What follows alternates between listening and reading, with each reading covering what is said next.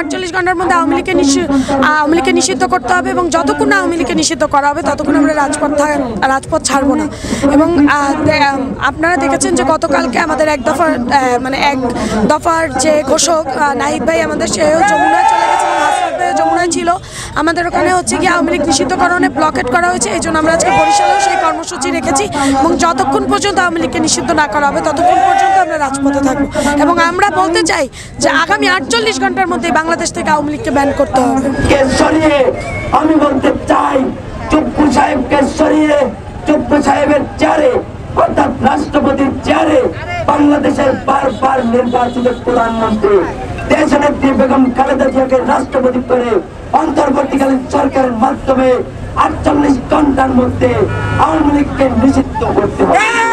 আমরা দেখেছি জুলাই আন্দোলনে আওয়ামী লীগ কিভাবে একের পর এক গণহত্যা করেছে, তারপরও আওয়ামী লীগের একজন সে কিভাবে বাংলাদেশ থেকে গ্রিন কার্ড নিয়ে বাংলাদেশ থেকে পালিয়ে যায়।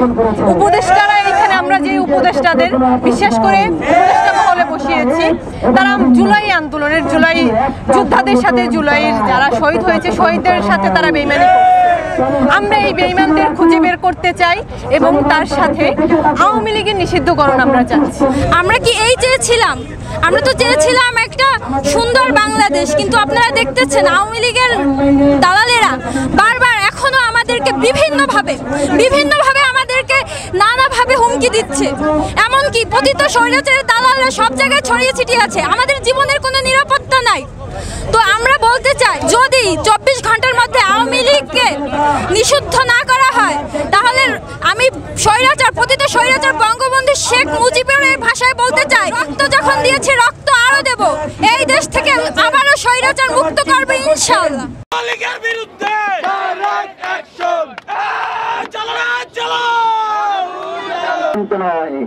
সেই খুনি পালানোর দায় নিয়ে এই উপদেষ্টা প্যানেলকে তাদের স্থান থেকে নেমে যেতে হবে, ক্ষমতায় থাকতে পারবে না, তারা শহীদের রক্তের সাথে গাদ্দারি করতে পারে না।